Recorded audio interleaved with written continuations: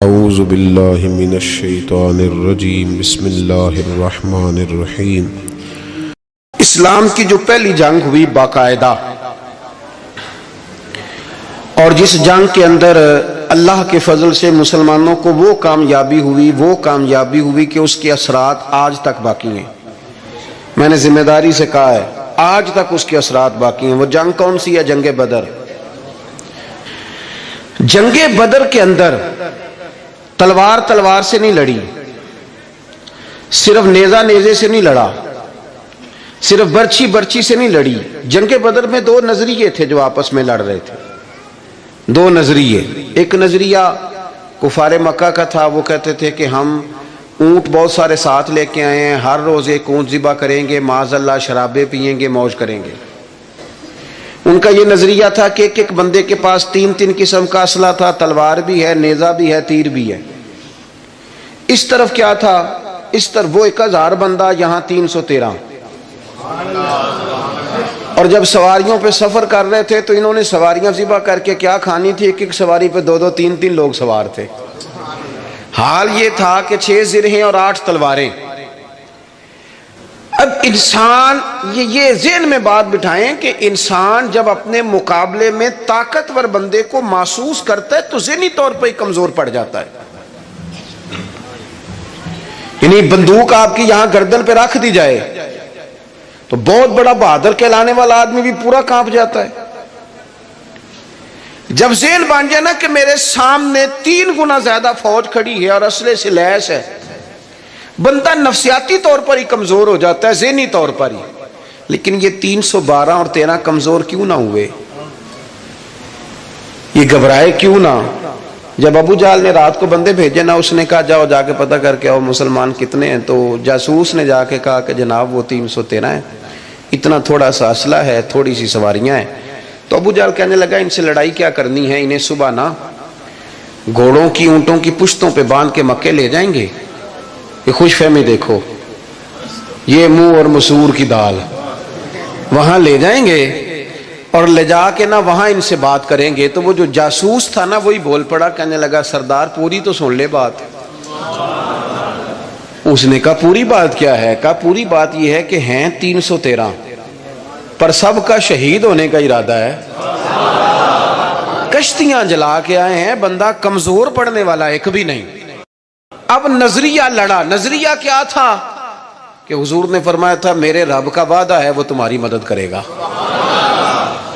اور پھر وَلَقَدْ نَصَرَكُمُ اللَّهُ بِبَدْرٍ وَأَنْتُمْ أَذِلَّةٌ، اللہ نے مدد کی۔ اللہ فرماتا ہے میں نے تمہاری مدد کی میدان بدر میں، وَأَنْتُمْ أَذِلَّةٌ، تم تو کمزور تھے۔ نظریہ لڑا، تلواریں ہار گئیں، تیر ہار گئے، نیزے ہار گئے، برچھیاں ہار گئیں، اور رسول اللہ نے جو نظریہ دیا تھا وہ نظریہ جیت گیا۔ بھروسے والے لوگ جیت گئے۔ جب تک مسلمان، میں بڑے درد سے کہتا ہوں ہمارے گھروں میں سیاست چلتی ہے، بچے میری مٹھی میں رہیں، سسرال والے میری مٹھی میں رہیں، محلے والے میری مٹھی میں رہیں، برادری والے میری کوئی نہیں رہتے میاں یہ مٹھی چھٹی میں، کوئی نہیں رہتے۔ مجھے ایک بزرگ کہنے لگے 5 بچے ہیں ایک بھی نہیں سنتے، تو میں نے کہا بابا جی اتنی مجبوری کیا ہے بچوں کو سنانے کی؟ آپ نے جو سنانا ہے رب کو سنائیں، جتنی دیر ان پر دھیان کرنا ہے اتنے نفل بڑھا دیں، ان کو موج کرنے دیں۔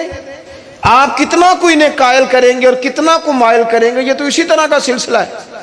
جتنی سیاست ہم لڑاتے ہیں نا لوگوں کو سیٹ کرنے میں، اگر اس سے آدھا وقت بھی اپنے رب کو راضی کرنے میں لگائیں نا تو رب راضی ہو جائے تو لوگوں کے دلوں میں محبت پیدا فرما دیا کرتا ہے۔ نظریاتی بنے، توجہ، اتنی بندوں پہ توجہ کرنا، اتنی سیاست کرنا، اپنے آپ کو ہر وقت لوگوں میں گڈ بک میں، کوئی ضروری ہے کہ سارے لوگ ہمیں اچھا ہی کہیں؟ کوئی ضروری ہے؟ کوئی ضروری نہیں۔ کوئی ضروری ہے کہ ہر وقت آپ یہی کہیں کہ ہر کونے سے میری تعریف ہی اٹھے؟ کوئی ضروری نہیں میرے بھائی۔ نظریاتی ہو جائیں، توجہ اللہ رسول کی جانب، توجہ اللہ والوں کی جانب۔ باقی یہ دنیا کی سیاست اس میں تھوڑی کمی بھی لائیں۔ دیکھیں رسول پاک صلی اللہ علیہ وسلم نظریہ کیا دیتے ہیں؟ ایک جنگ سے واپسی ہے، حضور آرام کر رہے ہیں، صحابہ تھوڑا سا ہٹ کے ادبن دور ہو کے لیٹ گئے۔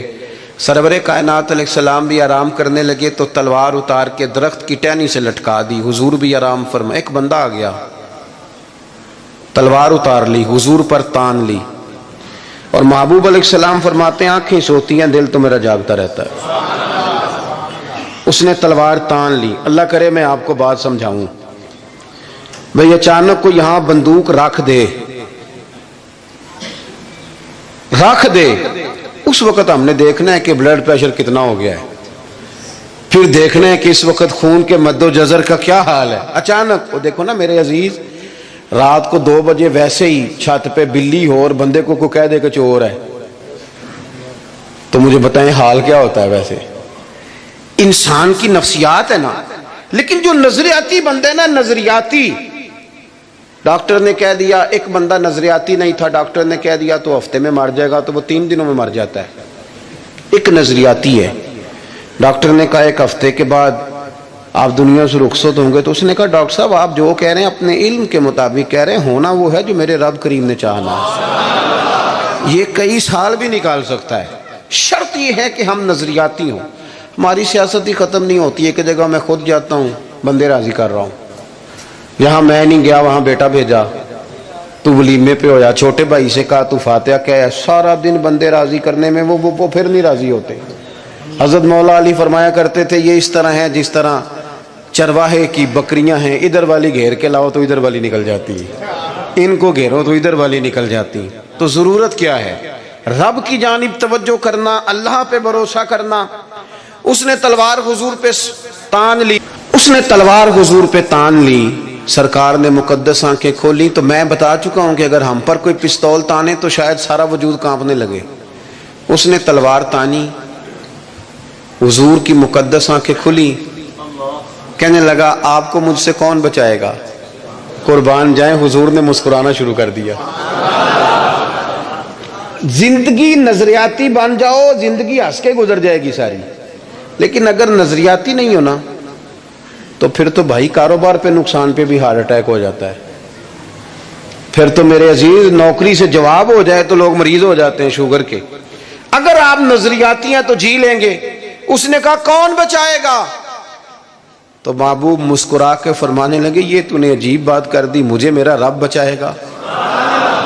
اللہ کے نام میں طاقت ہے، اللہ کے نام میں قوت ہے، اللہ بچائے گا۔ بس حضور کی زبان نور سے یہ جملے نکلے، اللہ بچائے گا۔ ان لوگوں سے ڈرنا چاہیے جو اپنے فیصلے رب کے حوالے کرتے۔ اچھا وکیل کرنے کے پیسے نہ ہوں، سفارش کے پیسے نہ، اور معاملہ اللہ پہ چھوڑ دیں، ان سے ڈرو۔ انہوں نے سب سے بڑے کورٹ میں مقدمہ دائر کرا دیا۔ حضور فرمانے لگے رب بچائے گا۔ بس ان لفظوں میں کیا اثر تھا، بندہ کانپنے لگا، تلوار ہاتھوں سے گر گئی، سرکار نے اٹھا لی، فرمایا لو بھائی مجھے تو رب نے بچا لیا ہے، اب تو بتا تجھے کون بچائے گا۔